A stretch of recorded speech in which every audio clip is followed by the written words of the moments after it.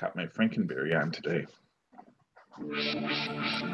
Hello, everyone, and welcome to another Capes and Lunatics YouTube exclusive. I think this is number 4. I am Phil, and joining me today to discuss his favorite version of Spider-Man. It is the Superior Professor, Charlie, the Professor Essa. That's my name. Feel free to wear it out. I do like to get the mentions. Share this video. Yes, share the video. Hey, David Walker liked a comment I made today. So you know, every day, every time that David Walker likes something I write, it's like, yay! I have been validated by David Walker. You have no idea how mad I am right now that Ursus is out in January and I don't have money till the 27th. I've got this big stack of books I have to get. It's like, I want to get Ursus. I've heard it's so good. So yeah, that's on my list. On the list. Everybody, Charlie Esther's birthday is in 1 week. Yeah, send me comic books, kids. I haven't read. I felt so bad because Lilith last night mentioned, she liked Ms. Marvel. I was like, I didn't get to read Ms. Marvel this week because I didn't get to buy it because I'm poor. I don't like being poor. Tell her to put that code in. Anywho's it's I also got to get Gwenpool because Gwenpool's running. Because I told them to stop pulling for me because I'm responsible. Mm-hmm. But we'll see. If they might have still pulled them, but if they didn't, because they know I'll buy them. They know I'm a good customer, and I always make good. But I did tell them to technically stop pulling. But if they fudged a bit on that, I will understand. Okay, so Otto, how about that? That guy, Superior Spider-Man. Mm-hmm. Your favorite Spider-Man by far. It's right there in the title. It is the Superior Spider-Man. In this, what's interesting is, I did read this Superior Spider-Man when it came out. As part of this, though, I reread the Superior Spider-Man team up, which I really hadn't read in the previous round. And I actually really, really loved the arc we get in the team up. Specifically with, Otto facing Parkeristic self-doubt after the quantum particle generator, or the thing that the MacGuffin that Sun Girl and Lightmaster have to deal with. So he realizes, Spider-Man was nearly responsible for the destruction of New York, and I can no longer be Spider-Man. And he's like contemplating, turning himself in. And of course, we also see the whole concept there with the Superior Six. Just not a good idea from the start, but I really love. So here's what I'm going to say. Here's to me why the Superior Spider-Man is a better book than any other face turn villain book. Okay. So just to give a little bit of a grand arc of comic book writing tropes. Mm-hmm. When you do a villain book, there's two ways you do a villain book. One is you make the villain a protagonist, but he's still the villain. The other is you do a face turn where the villain is going to become a hero. And what I liked about Otto is, and he makes mention of this in the Namor issue of Superior Spider-Man team up, where he makes the statement that, I may not be a hero, I may not be Peter Parker, but I'm still a villain, and I know how to be a villain.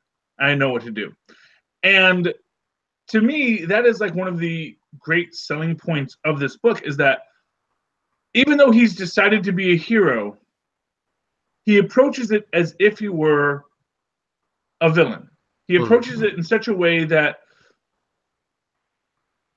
here's what I'll say.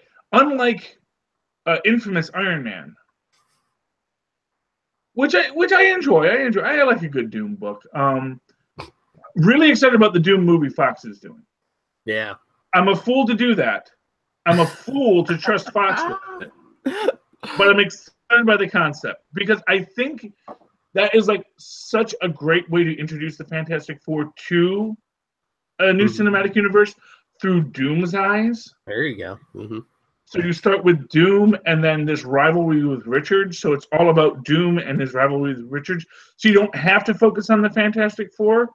They can be that out there idea as Doom grows. So I'm excited by that. But anyway, I think Doom is very conflicted in how to be a hero. Otto has no conflict. Otto says, being a hero, it's the same as being a villain. You just, but I'm going to do it better because I'm just going to, I'm instead of beating up those guys, I'm going to beat up these guys.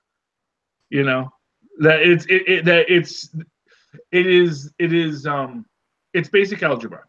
If you multiply it to get X in one way, you can divide it to get Y the other way. It is just basic. Yeah, but Otto's running those Parker memories too, so I mean, he kind of had a cheat sheet in there. Well, okay, and of course, this goes back to my basic understanding of the storyline, which is that Otto Octavius died.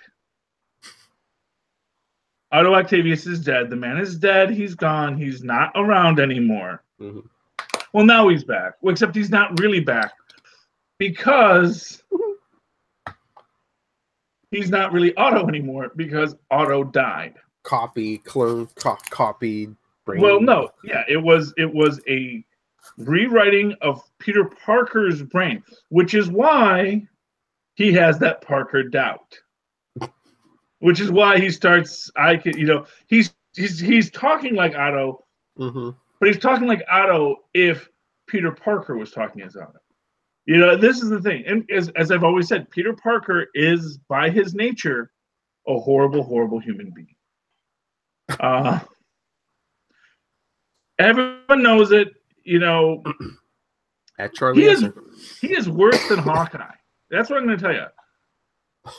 How dare you? No, Hawkeye wanted to be the center of attention, sure. But Hawkeye also there was a great in Superhero Squad. So in Superhero Squad, there's a great bit where they do it might have been called the Contest of Champions episode. But it's the Grandmaster and the Collector, or possibly the Stranger, and they bring in the Squadron Supreme. Mm-hmm. And of course they have Iron Man fight Nighthawk, voiced by Adam West, which is awesome. And it makes this pretty cool point between the difference between the Batman pastiche and Iron Man, which is Iron Man basically says, wait, so you're only a hero because of this tragedy? Mm-hmm. It says, I'm a hero because you need to do the right thing and you need to actually be a decent human being. You're using all this just because, and that one, it's like the idea is his cat got run over or something.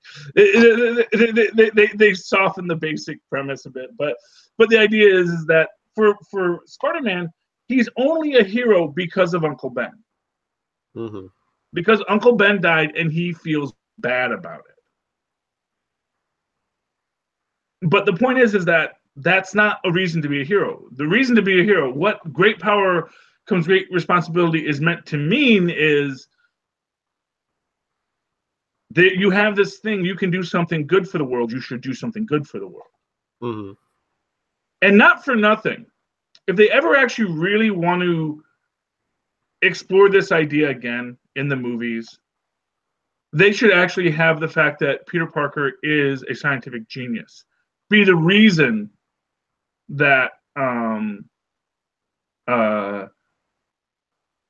Ben says those words, which he actually never said in the original comic book, but Stan Lee said it. But then later other writers said that Ben said it too. Is you have him like, discussing some kind of crazed idea, some new bomb. He's gonna, this idea you could do this, and Ben saying, "Look, I understand. You are very powerful, Peter. You have this brain. You are a scientific genius. But with that great power comes a great responsibility. You have to use that power for the betterment of people, not for just your own self-aggrandizement." Oh, so basically, Peter, be a hero, not a menace. Mm-hmm. As freaking J. Jonah Jameson has been saying forever, only reason Peter Parker has not gone to the dark side is J. Jonah Jameson. Because he's got J. Jonah Jameson is that Uncle Ben figure in his life, just haranguing him, letting him know, you got to be better. You got to prove everyone else wrong because I know how you started. And we're getting a little off track here. Aren't you the boss of this show? Aren't you supposed to be like reining me in? I like your thoughts, but no, I mean, you were talking about that Superior Spider-Man team up. I mean, Otto wants to, he was trying to keep everyone from, figuring out, that it was really Otto Octavius and Peter Parker's body, but isn't that kind of counterproductive when you're roping in your flunkies from the Sinister Six and mind controlling them and using them? Isn't that it was a prison reform, not authorized, and that's what I love about Otto. It's like, clearly this doesn't make any sense, like legalistically, but they're superheroes. So I really want Charles Soule to really write and just for me, because I'm the only person in the world who's interested in this who would read it, but just do a series set at Kurtzberg, Lieber, Goodman and Book, which is the law firm that She-Hulk used to go along to. But a company that just specializes in superhuman law. Because superhuman law has got to be the craziest thing in the universe. Yeah. Because they're like, okay, he's got a bunch of supervillains, now they're heroes. I'll allow it. It is just so crazy. And no one's like, well, should we say something about this? I mean, he's putting mechanical arms on his back. He's using the Sinister Six. How do people not figure this out? Here's the thing, Phil. I'm sure it's sort of like Clark Kent's secret identity. I know. Everybody knows it. Everyone knows Bruce Wayne is Batman. But you know what? At a certain point, you're like, okay, fine. The world exists in a place that is just, we're gonna allow it. We're just gonna allow it because we don't know how to address this in another way. So so Dr. Octopus has taken over Spider-Man, or maybe Spider-Man has Doc Ock's tech. Who knows? Who really knows what we're dealing with here? Maybe there was a mind meld, but it's still Peter Parker. He says he's Peter Parker, and he's not holding the city ransom. So maybe. Yeah. Well, it's. If you watch the Venture Brothers, as I do, there's a great bit there about the OSI and the Guild of Calamitous Intent, which is basically this idea is like, look, you got a bunch of people with death rays. The only way you're going to actually keep them under control is if you give them a game to play. And you just have to let them play that game and try to create rules for that game so that they can continue. So these guys who are creating death rays are not, doing real damage to the world, Because at the end of the day, you want, if you're a supervillain, you want to take over a world that is actually livable. You know, you don't want to be the Joker who is happy to rule over, you know, a pile of rocks. Except Joker doesn't even want to rule over a pile of rocks. Mm. You know, that's the thing. It's like no villain really wants to destroy the world because what's the point in destroying the world?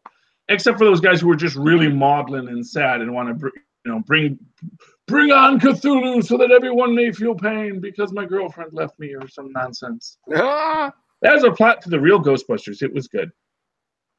And yeah, well, speaking of girlfriend, and Superior Spider-Man introduced one of your favorite characters, Anna Maria Marconi. Anna Maria Marconi, like, you know, second only to Fiona Fitzhugh among the great underutilized characters of the Marvel Universe. You also got introduced Don Lamaze, who I liked. Yeah, and I liked the Green Goblin taking him hostage, and Otto being like, "Really? That's who you're using as the hostage?" Look, I did my research. This was the closest thing that Dr. Octopus had to a friend.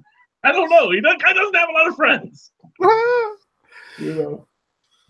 Well, I mean, he did take Marconi. The prejudices people have. Even Aunt May. No. Oh, she is such a sizist. I'm just saying, you know. It's like, oh, well, you know, grandkids. Like, yeah, what about them? You know, really, Aunt May, where are you coming from with this? She's a brilliant, quite frankly, beautiful young woman because she is drawn really, really hot, you know, for a short person. Mm-hmm. I'm just saying, she is like, you know, she's like, you know, a reduced MJ, you know. You know, certainly, but she's way smarter than MJ ever. Although MJ's not to say that MJ's a slouch, but you know, hey, let's be real. Otto has to have hot girlfriends. I mean, look at that. I mean, she was from the '90s. They had that issue with Stunner. You know, he had a slightly heavy girlfriend, and he gave her a virtual reality body back in the '90s. Yeah. Although he actually loved her as a person. Yeah. You know, you know, and not for nothing, when Otto goes to remake his body, he's not making the chubby body. He makes him a Parker body. Yeah. But again, that could just be because it's a Parker brain. That these are wavelengths that are from a Parker brain. So even though, and this is, like I said, this is what I say about Superior Spider-Man. It's just the real Peter Parker finally showing through. Well, plus, I mean, he was using the Jackal stuff. I mean, the only stock Jackal has lying around is either Peter Parker or Gwen Stacy, like DNA. So it's like, yeah, man's a little guy. So yeah. Well, at that point, he actually did have a bunch more DNA, and he actually did get Otto's. He did get Otto's original DNA. So, because I put some Octavius DNA in there, just a sprick. Yeah, Warren. He's not good at his job as a cloner. He's no Arnim Zola. That's what we can say about the Jekyll. He's no Arnim Zola. And that's all you need to say. It's like, 1940, Arnim Zola is just cranking out Hitler clones like they're going out of style.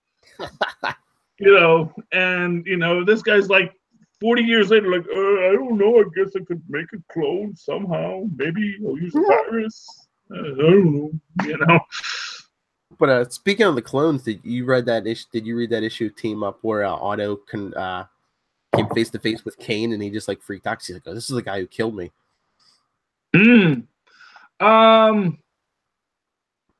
Actually, I think I did miss that issue. Okay, but no, because he freaked out. But I was like, wait a minute, does he remember that? Because Kane killed him the first time, and then he came back thanks to a copy of his mind, and like, I don't know if it was the hand of some kind of evil ninjas like brought his body back and stuff. What it is he doesn't necessarily need to have the actual memory so much as the knowledge.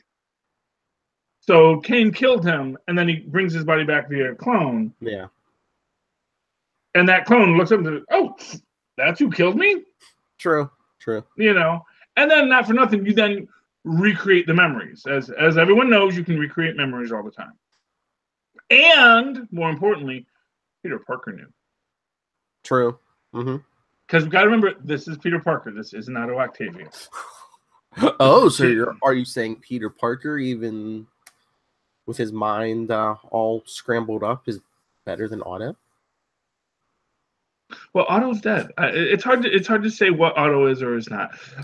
What's I'm saying? He's like on his third lifetime. I mean, yeah, he's like a copy of the copy. I mean, really, at this point, who knows? It is an interesting question. Yeah, I mean, yeah, you got me in my own web of connections here. Web. Yeah, well, you know, that's where it is. Yeah, I did skip some of the earlier books in the team up. Because I wanted to get to the meat of the story. And then what did you think of his his collaborations with Mayor J. Jonah Jameson? Oh, I love the J. Jonah Jameson dynamic because it is just complete opposite. He's like, yeah. And he's like, but you know what? Here's what I'm gonna say. It makes sense. Mm-hmm. Because Jameson's argument against Spider-Man has always been, who is this unaccountable nut? Mm-hmm. You know, the fact of the matter is that because he's willing to work with Jameson, work with the mayor's office, work with the city. Give him a phone number. Said, here, call me when you need me. Yeah, call me because I love it when he has the spider signal. Says, I knew this was a test because obviously you're not stupid enough to actually put out a signal that'll tell all my enemies where I'm going to be. You know, which of course just makes that great point about. Although, you know, again, in the DC universe, obviously, you know, it's just the rules of the game. You don't attack in the bat signal because, you know, that's not the game, as I'm sure. See, this is why Bane actually broke Batman's back, because Bane doesn't care about that stuff. Because Bane was just like, well, I'll just go beat the guy up. It's not about the drama or the artistry of it. It's just like, I'm Bane. I'm going to go break his back now. So. But it's okay, kids. He got better. Because this is comic books. And when you have $1 billion, you could, from selling orphans, you could either stop selling orphans and use that $1 billion to feed the next generation of orphans, or you could fix your own back so that you can go about creating more orphans by throwing henchmen off the building. That got better than that. He was kind of seeing this doctor, and she turned out to have like this, I don't know, mutant ability or something to like heal people. So, which she only uses for Batman. Well, no, she's using a little bit on her patients, but yeah, no, she healed his back. I'm just saying. It's like, oh, it's very, I have the power to very convenient heal it's like, oh, I can recreate spinal damage. Maybe that's something you may want to tell someone. Maybe you may want to start working that in. You know, heck, insurance is going to pay for it. Medicaid will even cover that. You know, get you back to work, man. Yeah, you know. That was the one smart thing in Venture Brothers is their Reed Richard pastiche. Dr. Impossible uses their Johnny Storm pastiche to power the building. It's evil in that sense because when his Human Torch pastiche burns, he actually feels like he's on fire. So it's actually a really horrible thing. But you realize that, oh, here's pretty much unlimited energy. But Johnny Storm doesn't want to just sit in a room and just boil water all day. Even if it would solve like every crisis on the planet, if Johnny Storm would just boil water. Water boiling man. But did you read the last few issues of Avenging Spider-Man? The like Otto kind of took it over for Peter Parker there. No, I actually did not. No, I'm sorry. I was trying to figure out how to navigate these things, and I'm like, oh, where's these books? And for your own sake, I would go back because, like I said, I did read some of Avenging Spider-Man. When they came out. Like number 17 is Otto meets the Future Foundation, and there's yes. those like funny interactions between him and Bentley. What is it, 23 or whatever? Oh, Bentley 23. I miss Bentley. You know, the heck with Franklin Richards. Bring back Bentley. Oh, bring back future Bentley who's dating Valeria. That's just the weird thing. Oh, jeez. Yeah, which is even more weird when you think about, weren't they like raised in the same house together? Shouldn't there be some? It's not real. I know technically, genetically, it certainly isn't incest, but it's like, dude, that's like, you know, kind of your sister. But then again, maybe they. Well, look at the Flash TV show. Ugh. I try not to. Oh, jeez. No, Flash is fine. At least he's not wearing battle armor. Wonder what are you doing with those movies? Why do you need battle armor if you're literally faster than a speeding bullet? It doesn't portray super speed to me. I don't know. Yeah, it looks cool. It's, you know. Except for Cyborg, he's like the most armored. Yeah.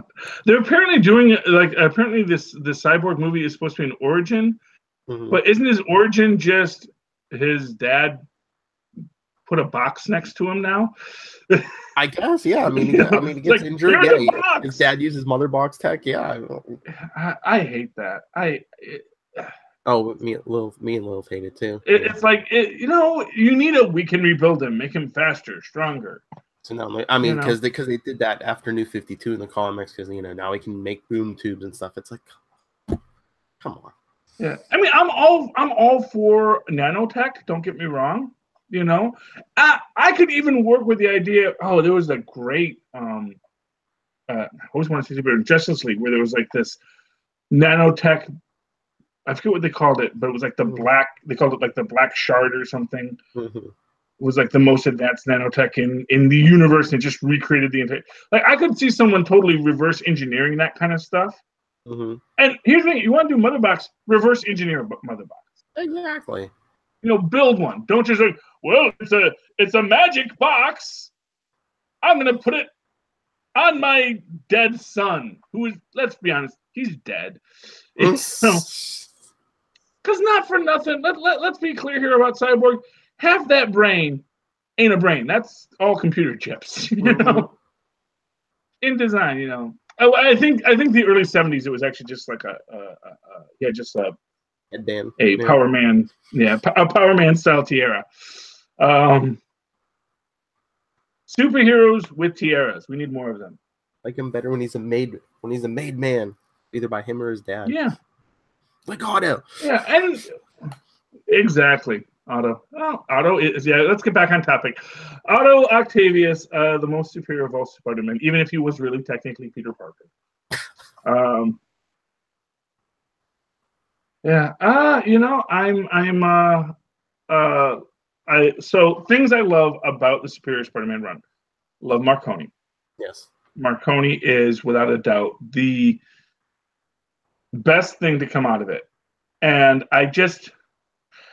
you know what I love best about Marconi is that after the run, they didn't make her into a love interest for Peter, except maybe to show how pathetic Peter is, and that I don't think they've ever had him. I think they at times wanted to have him into Marconi and have her just be like, "I'm not into you. I liked the other guy who was weird, and I don't like him now." And actually, that was actually my favorite thing is when Otto and Marconi meet again after he's been, you know, brought back. And she's like, "Damn, you're good at this." Yes. You know, it's like, "Oh, dang you and your brilliant mind, Otto." Yeah, and of course I love Otto because, you know, fat guy genius gets to be the hero.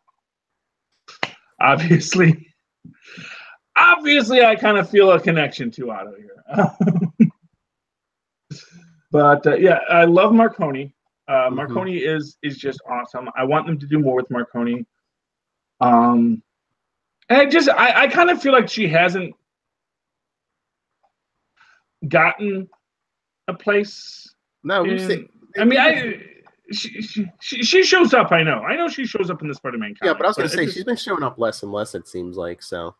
I hope they're not phasing and her it's out. like I hope so too. And now that Parker Industries is kaput. Yeah. Although here's what I'll say about Peter Parker. He is technically a super genius character like Reed and Tony. He can be a billionaire again tomorrow. He just has to invent the new thing. Mm-hmm. And or go to work for Marconi Technologies. That's the other option. Well, I mean, he's kind of like, what is he, like the science editor at the Bugle now? But no, see, that's the problem with Peter Parker. The man just has no ambition. What if like Parker, what was Parker Industries comes back, but it's not him who invents the next big thing? What if Marconi like put something together? She's like the new head of whatever company comes from that. Yeah, well, like I said, I would love if he got a job as a lab tech at Marconi Industries, where she feels sorry for the guy and gives him a job. Well, plus she's one of the few who knows he's Spider-Man too. So yeah, well, yeah. I mean, obviously, I just want something. I want something good for Marconi. Mm-hmm. To me, the idea of the super science lady is just an awesome thing that we don't get enough of. Her and Fiona. Oh, Fiona. That was also one thing I loved, was seeing Spider Monkey again. in the Spider-Verse issues. No, well, the Spider-Verse issues. I love seeing Spider Monkey again. I love seeing Spider Monkey totally own the I forget what they call themselves. The bad guys. Yeah. When they like throw the knives and Spider Monkey catches it with his tail and throws it back at them. Because it's like, dude, I am a spider and a monkey. Okay, you are so out of your league. But yeah, when Otto gets dropped in 2099, I mean, and he like makes the AI like look and sound like Anna Maria Marconi, I'm just like, we're getting into sex bot territory here. Yeah, but you know what? That was just like having a picture of your girlfriend to him. Yeah. Because not for nothing, it's not like he's putting Marconi into this spot. He just made the AI look like her, and he's not doing a sex bot thing with her. I know. It was always well above boards.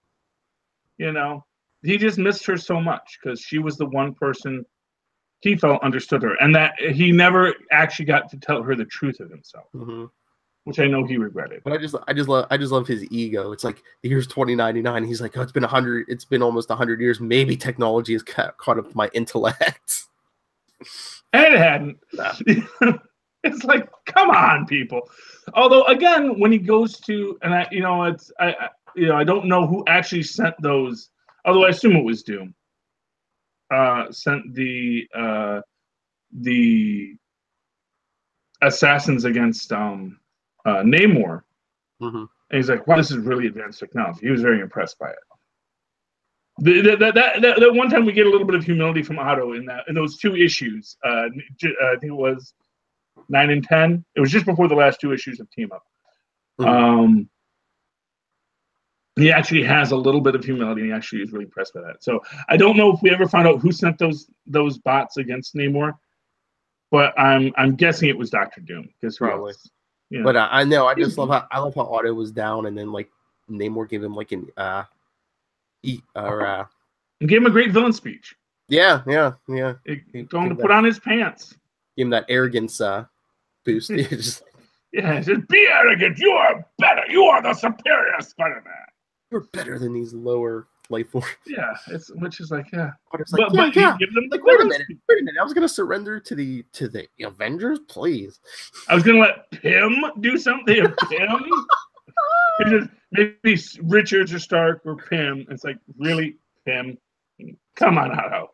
Wolverine, come on.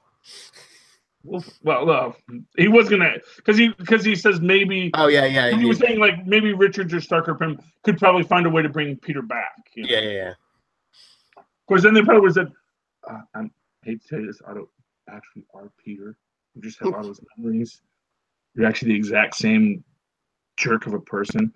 That's Well, why we all hate you. That's why we didn't invite you onto the Fantastic Four freaking 20 years ago, Peter. Because we knew you were a jerk. We can only have one of those on this team, and his name is Reed Richards.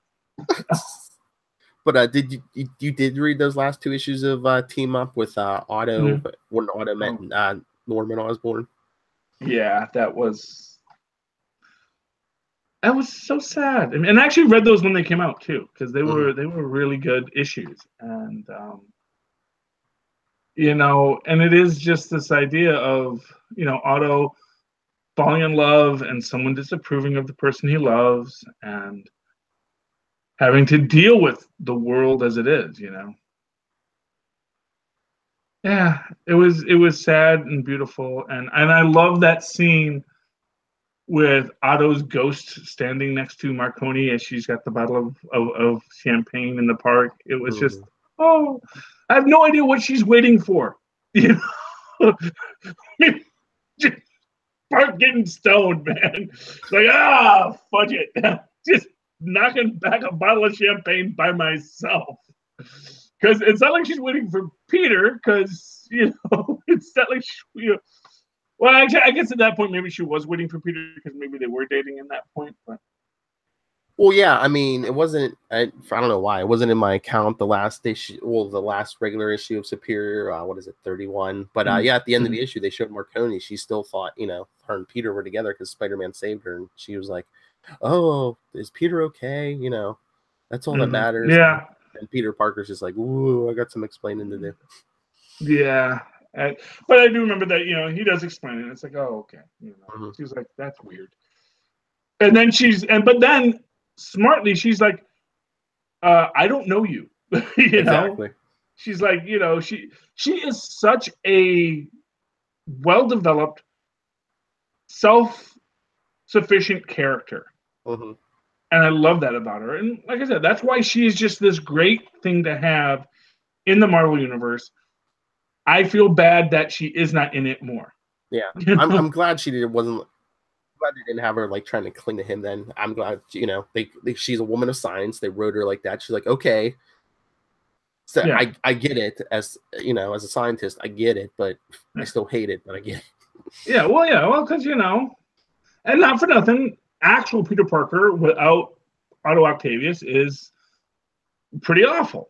You know, it's like, you know, everyone says it. Phil, you're the only one that likes Spider-Man. I'm sorry. Yeah, I know. I'm the only one who likes Spider-Man. Okay. I don't know how that book stays in print.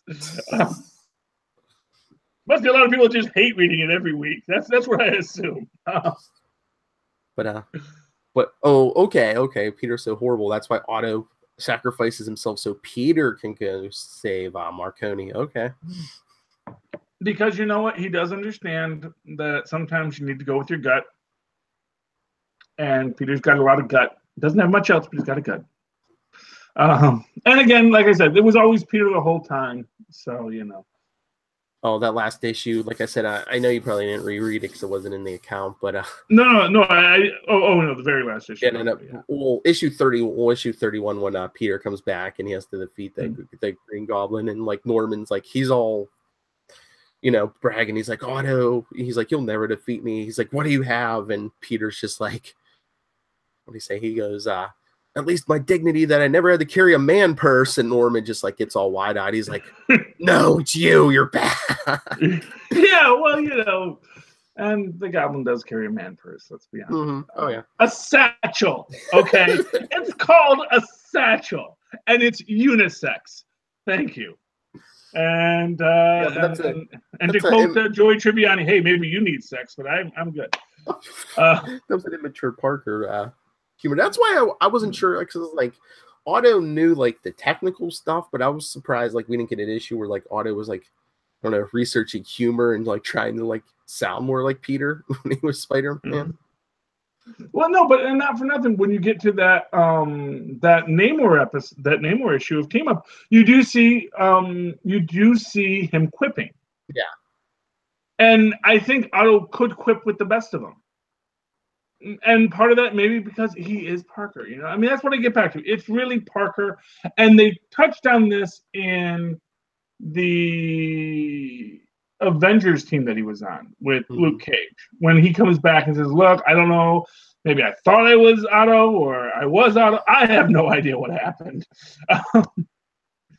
You know, and that was a good one. That was a great series with Blade, spectacular Spider Hero. In his first appearance, he's got the little off-brand costume, and then they fight Cthulhu because you know, as you do, you have to fight a Cthulhu at least once if you're an Avenger. You got to save the universe. Anything else in this? I mean, this was a great series. It was the best. It was the Superior Spider-Man series. Full stop.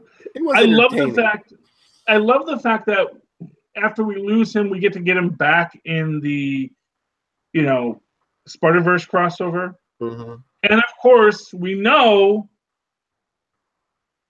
because of Otto Octavius's actions, rewriting the universe, he saved Spider-Girl. Yep. And by extension, Spider-Uncle Ben. Because there was no incursions in that universe. That universe got to stay fully formed when we went to Secret Wars. That's great. Because don't work like that, you know. Yeah, the Beyonders can try to destroy all things, but they can't. Because all things are infinite. And that's the point. Like Beyonder Prime may have been split into a billion possibilities when he looked in on the universe when Owen Reese opened the portal. But even an infinite being like the Beyonder has limits. Because the universe is constant and is always creating. Time is greater than you, Beyonder. That is the personifications may come and go, but the existence, it's more than you. That is what I say. And you're eagerly awaiting Otto's return somewhere. He's already back. I know, but I mean, whatever issue he shows up in next. Yeah, I wasn't, him partnering with Hydra was a little weird. Although I guess octopuses, I guess it fit. But, I want a superior octopus. I want him, or what I would really love? I'd love him to create himself an identity and go in and just become the brilliant super scientist he was always meant to be. Well, I just wonder if they would ever address the fact that he used to be a decent guy before the accident again. I just wonder if the superior Spider-Man's having an effect on them now, because I don't know, the way Peter David writes Ben Reilly now is he's a little more violent, has a little more of an edge, and I'm just I wonder if they did that so they have a superior Spider-Man almost, but not the intellect, but the yeah. Attitude. I mean, I'm sorry, being violent isn't what made Otto the superior Spider-Man. It made him the superior Spider-Man was that he. Although technically Ben Reilly, as a Parker clone, should have that Parker brain that actually could be a brilliant scientist if he wasn't such a lazy. He has the potential. Well, back in the 90s, they said when he was on the road, he was making extra equipment and stuff, and yeah. Well, not for nothing, Peter Parker is a genius. Which one of the things I hate about the Homecoming movie was that so much of that Stark tech goes to Peter. Yeah. That. Yeah, that's what I don't like. He should invent most of the stuff. Yeah. And I really, that's one thing that I felt was wrong in Homecoming is they don't have it being Peter doing this stuff. I mean, even if they had Stark just give him the raw materials so he could invent, his access to this stuff to invent. Yeah, but you know what that is? That is Robert Downey Jr. Vanity. That is what that. You think? Yeah, Robert Downey Jr. No, I got to give him that. Okay. Robert Downey Jr. He's probably much nicer about it, but he is as much a guy who fiddles with the script as Edward Norton was in the Hulk. The difference was that Edward Norton is not nice about it and is also bad at it. Robert Downey Jr., I will say, probably at least as good at it, but he always wants to make sure that spotlight comes right back at Robert. Hey, how you doing? Man loves the spotlight. Mm-hmm. He's been in it for 150 years now, so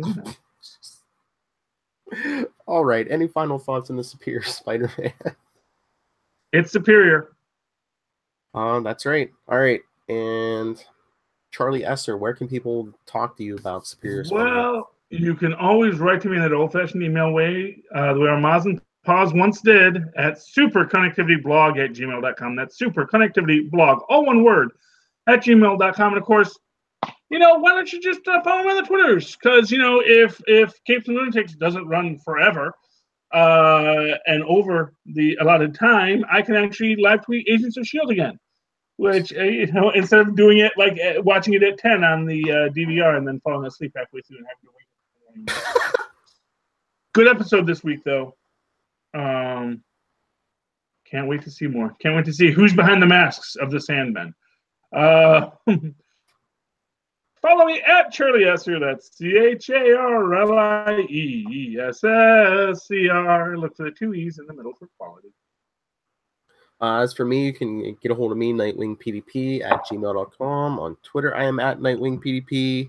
And if you want to get a hold of the Capes and Lunatics, if you want to suggest another review for me and Charlie to do, or me and Lilith to do, capesandlunatics@gmail.com. We're on Facebook. We're on Twitter at Capes Lunatics. And we have a voicemail, 614-382-2737. That's 614-38-CAPES. And this is only going to be on YouTube, so go down there, hit the subscribe button. Click the bell. Yeah. Click the bell. You need to know when we're here. Give us the thumbs up. You can come in live. Comment on the video. Yeah. And like I said, we have a podcast too, so go subscribe to that too. Rate, review, subscribe. All right. I think I've pimped us out enough. All right. That has been our superior review of Superior Spider-Man. But no, you have more love for Otto than me, but it was a good series. I always like. It was a fantastic series. It was. Yeah, there's nothing wrong with it. It's great. It hits every note that a good comic series should. It even ends with selfless self-sacrifice. It even ends with Otto saying, "I can't do this because I'm too in my head. I need a dumb guy like you, Parker, to go save the day." Because only a dumb guy can actually use this freaking useless spider sense. Got to be dumb enough that the spider sense isn't just a distraction. You just go, okay, I'll do what the spider sense says because I'm a big dumb guy, like Peter Parker.